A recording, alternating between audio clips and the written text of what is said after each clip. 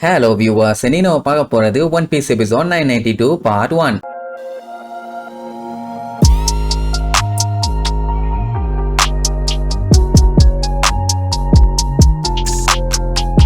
Open பண்ணா போன பாட்டுல லூஃபி கிட்ட பேசணும்னு சொல்லி கடைசியில நீயும் அவன மாதிரியே தான் சண்டை போறேன்னு சொன்னால அது யாரு என்னன்னு கேட்டா நீ அமைதியா இருக்கிற வரைக்கும் நான் சொல்லவே மாட்டேன்னிருவா. இப்ப பயலுக்கு வேற வழி இல்ல, சைலண்டா இருந்துதான் ஆகணும். சரி வேணா ஒரு 10 செகண்ட் டைம் தரேன், உடனே சொல்லி முடியுமானா 10 செகண்ட்ல எப்படா சொல்றது, பண்ணாட பயல என்ன ஆமா இல்ல, சரி ஒரு 30 செகண்டா வச்சுக்காமா. காசுல கஞ்சத்தனம் பண்ற மாதிரி பண்ணிட்டு இருக்கான். அதெல்லாம் முடியாது, எனக்கு 10 நிமிஷம் டைம் வேணும்பா. அவன் சரி ஒரு நிமிஷம் அவ்வளவுதான். 10 எங்க இருக்கு, 1 எங்க இருக்கு, அட பேதியில போனவனேன்னு இருப்பா. இவங்க 2 பேரும் போட்ட சண்டையில அந்த இடமே கம்ப்ளீட்டா பிளாக் ஆயிருச்சு. அதனாலேயே காட்ஸ்களால அந்த பக்கம் வர முடியல. ஆக்சுவலா இதை தாண்டி அவங்க போயிருக்க வாய்ப்பே இல்ல. எங்க போனாங்கன்னு தெரியல. பேஜ் ஒன் வந்து பார்த்துட்டு கடுப்பாயிருவான். அட வீணா போனவனுங்களா, கையில சிக்கனவங்களை கோட்டை விட்டுருக்கீங்க, என் அக்கா மேலேயே கையை வச்சிருக்காங்க, அவங்கள விட்டாதீங்க புடிங்கன்னு சொல்லி காட்டு கத்துவான். சார் ரைட்டுன்னு அடிச்சு பிச்சுக்கிட்டு ஓடுவானுங்க. அதே நேரம் இங்க ஒரு சைடு பாத்தீங்கன்னா என்ஜாய்மெண்ட் போயிட்டு இருக்குது. அட அதான் மொமனசுகேவை கட்டி தொங்க விட்டு காமெடி பண்ணிட்டு இருக்கானுல்ல, அந்த கூட்டத்துக்குள்ளதான் யோகரோவும் இருக்காரு. அவரு பார்த்துட்டு அட பண்ணி பயலுகளா, ஒரு பொடி பயல போட்டு இந்த அடியாரா அடிப்பீங்க,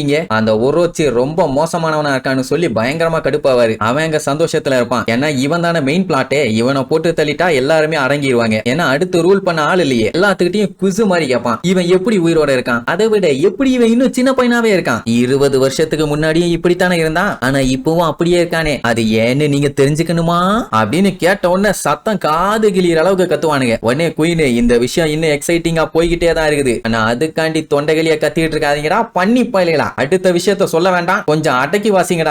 சைலண்ட் ஆயிடுவானுங்க. 20 வருஷத்துக்கு முன்னாடி குசுக்கி ஓடனை வேக வச்சு சுட்டு கொன்னாங்க. அது மட்டும் இல்லாம ஓடன் கேஸ்லே மொத்தமா எரிஞ்சு கொலாப்ஸ் ஆச்சு. ஆனா அதுல கொஞ்சம் பேர் மட்டும் திடீர்னு காத்தோட காத்தா மறைஞ்சு போயிட்டாங்க. அதுல சில பேர் அக்கசக்கி சாமுராய்ஸ், அப்புறம் இந்த பொடி பையன். அப்படி மறைஞ்சவங்க எங்க போனாங்கன்னு தெரியுமா, அதுதான் ஃபியூச்சர். 20 வருஷம் தாண்டி இப்ப வந்திருக்காங்க அப்படின்னு எல்லாத்துக்குமே அவ்வளவு ஆச்சரியம். அது எப்படி பாசிபிள், இந்த மேஜிக்க பண்ணது யாரு அப்படி இப்படின்னு எல்லா மேட்டரையும் போட்டு உடப்பான். அண்ட் இத பண்ணது கொசுக்கி டோக்கின்னு மேட்டர் சொல்லிடுவான். இப்போ இதெல்லாம் சொன்னா மட்டும் என்ன ஆக போகுதுன்னு தான் தெரியல. ஆனா பேரை எப்படியாச்சும் அவனுக்கு டேமேஜ் பண்ணணும். ஓடனோட ஒய்ஃப் பேரு தான் டோக்கி. அவ பாத்தீங்கன்னா ஒரு சூனியக்காரி. இந்த மாதிரி பழி வாங்கணும்னு நினைச்சவங்க எல்லாத்தையுமே அவ ஃபியூச்சருக்கு அனுப்பி வச்சுட்டா. அப்படி இப்படின்னு எல்லாத்த பத்தியும் சொன்ன உடனே இங்க இவனுங்க எல்லாம் விழுந்து சிரிப்பானுங்க. என்னன்னா குசுக்கியோட கிளானையே இவங்க முன்னாடியே அழிச்சுட்டாங்களாமா. ஆனாலும் அவங்க வந்திருக்காங்க. செம காமெடின்னு ஜிம்பைட்ட சொன்ன உடனே ஆமா காமெடி தான், இனிமேட்டு தான் உங்க பொழப்பு சிரிப்பா சிரிக்க போகுதுன்னு மனசுக்குள்ள நினைச்சுக்குவான். ஆனா வெளியில சொல்ல மாட்டான். ரோபின் தான் அப்படியே அவங்க ஆளுகளாவே பக்காவா நடிப்பா. அந்த பொடிப்பாயில விடாதீங்க, கண்ணு பிதுங்கிற அளவுக்கு காது வெடிக்கிற அளவுக்கு அவனை போலந்து கேட்டுங்க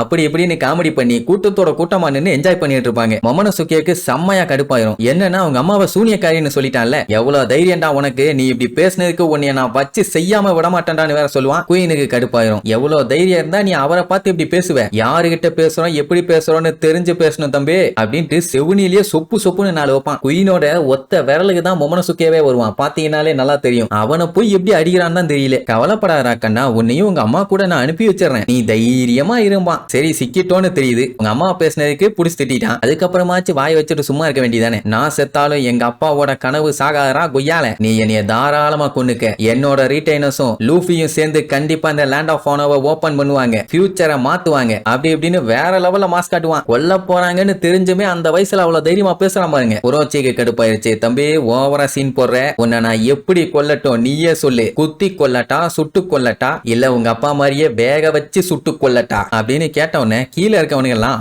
ஆளுக்கு ஒன்னொன்னு சொல்லுவானுங்க. இதுல கிண்டல் வேற பண்ணுவானுங்க. இவனெல்லாம் போட்டு வேக வைக்க முடியுமா, அவங்க அப்ப 1 மணி நேரம் தாங்கினா இவன் எப்படி தாங்குவான் போடி பைய. என்னமோ இவனுங்க 3 மணி நேரம் கொதிக்கிற நிலை நின்னுட்டு வந்த மாதிரியே பேசுவானுங்க. ஜிம்பைக்கும் ரோபினுக்கும் கொஞ்சம் அள்ளு விடுது. ஏன்னா இவங்க இப்படியே வேடிக்கை பார்த்துட்டு இருந்தாங்கன்னா டெஃபினட்டா அவனை ஏதாச்சும் பண்ணி கொஞ்ச நேரத்துல கொன்றுவாங்க. எப்படியாச்சும் அவனை காப்பாத்தியே ஆகணும். சாமுராய் வாரியர்ஸ் ஏதாச்சும் பண்ணுவாங்கன்னு தான் இப்ப வெயிட்டிங்ல இருக்காங்க. இவங்க இப்ப ஏதாச்சும் பண்ணி பிளான் கொலாப்ஸ் ஆயிருச்சுன்னா அது பெரிய பிரச்சனை ஆயிரும். அதனால ரோபின் கிட்ட சைலண்டா இரு, அப்புறம் பாத்துக்கலாம்னு சொல்லி சிரிப்பான். உடனே அவளும் சிரிக்க ஆரம்பிச்சிருவா. உள்ளுக்குள்ளதான் சாமுராய் ஆளுகள் எல்லாம் இருக்காங்க. அவங்களுமே சிரிச்சுட்டு தான் இருக்காங்க. ஆனா மனசுக்குள்ள பக்குன்னு இருக்குது. ஏன்னா திடீர்னு ஏதாச்சும் பண்ணிட்டானுங்கன்னா அப்ப வேடிக்கை பார்த்துட்டு இருந்த மாதிரி ஆயிரும்ல. இங்க கூட்டம் வேற லெவல்ல இருக்குது. இவங்க போய் காப்பாத்த ட்ரை பண்ணாங்கன்னா அப்புறம் இவங்களையும் பிடிச்ச லாக் பண்ணிடுவாங்க. மொத்தமா பிளான் ஊத்திக்கும். பட் சாமுராய்ஸ் எல்லாருமே அந்த கூட்டத்துக்குள்ள நிறைய பேர் கலந்து இருக்காங்க. அதே நேரம் சப்மரீன்ல வந்துட்டு இருந்த நம்மலாம் ஒரு வழி அந்த அகசாயா சாமுராய்ஸ் எல்லாம் கூப்பிட்டுக்கிட்டு ஐலாண்டோட பேக் சைடுக்கு வந்து சேர்ந்துட்டான். ஏகப்பட்ட போராட்டங்கள், அந்த வேர்ல்பூல் அவங்களை இழுக்குது. ஆனாலும் லாவோட சப்மரீன் நல்லா எஃபிஷியன்டா இருந்தவொன்னே அதுல இருந்து எஸ்கேப் ஆயிருச்சுன்னு வைங்க. இதுக்கப்புறம் இவங்க போட வேண்டியது சண்டை மட்டும்தான். என்ன ஆனாலும் சரி கைடோவோட தலையை எடுத்தே தீரணும். தோல்விங்கிற பேச்சுக்கே இடம் இல்ல, தோத்தா சாவு மட்டும்தான் அப்படின்ட்டு வெறியோட வந்துட்டு இருக்காங்க. இப்ப என்னன்னா அந்த ஐலாண்ட சுத்தியே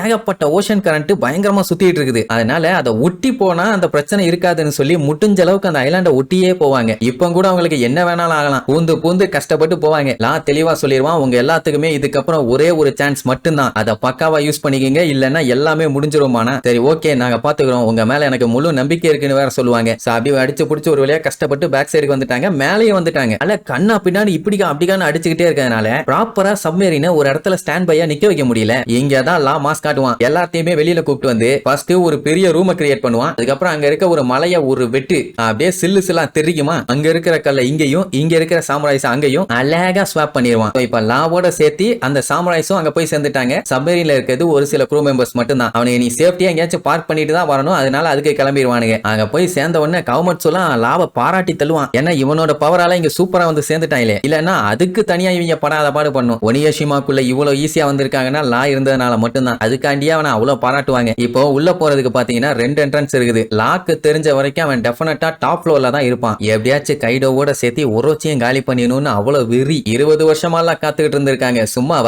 சரி அவங்க என்னென்னலாம் பண்ணணும்னு நினைச்சாங்களோ அதெல்லாம் திருப்பி திருப்பி சொல்லிக்கிட்டே இருப்பாங்க. அந்த டைம் திடீர்னு பாத்தீங்கன்னா எப்பா என்னைய கொஞ்சம் பொறுமையா ஹேண்டில் பண்ணு அப்படி இப்படின்னு எங்கேயோ பேச்சுவார்த்தை சவுண்ட் எல்லாம் கேக்குது. ஐயோ நம்மள யாராச்சும் பாத்துட்டாங்களான்னு சுத்தி முத்தி பாப்பாங்களா, யாருமே இருந்த மாதிரி இல்ல. திடீர்னு மேல இருந்து யாரோ கத்திக்கிட்டே கீழே வந்து பொத்துன்னு விழுவாங்க. யாரான்னு பார்த்தா நம்ம கேட் வைப்பர். அத்தனை பேத்துக்கும் சந்தோஷம் தாங்க முடியல. அண்ட் வைப்பர் பாத்தீங்கன்னா காமெட்ஸோ இப்பதான் பாக்குறான். அவனை பார்த்தவொடனே இவனுக்கு இன்னும் சந்தோஷம். தூக்கிட்டு வந்தது வேற யாரும் இல்ல, நம்ம மார்க்கோ தான். 2 பேர்த்த தூக்கிட்டு வந்ததுல செம டயர்ட் ஆயிட்டான்பா. 2 பேரா? கேட் வைப்பர் மட்டும் தானே வந்திருக்கான். இன்னொருத்தன் யாருன்னு பார்த்தா நம்ம இசோ. அவனை பார்த்தவொடனே ஒக்கிக்குக்கெல்லாம் சந்தோஷம் தாங்க முடியல. சரி ஒரு வழியா உள்ள போறதுக்கு முன்னாடியே எல்லாம் ரியூனியன் ஆயிட்டாங்க. இனி இதுக்கப்புறம் என்னென்ன அடிதடி நடக்க போகுதுன்னு அடுத்தடுத்த எபிசோட்ல பார்க்கலாம். டாடா.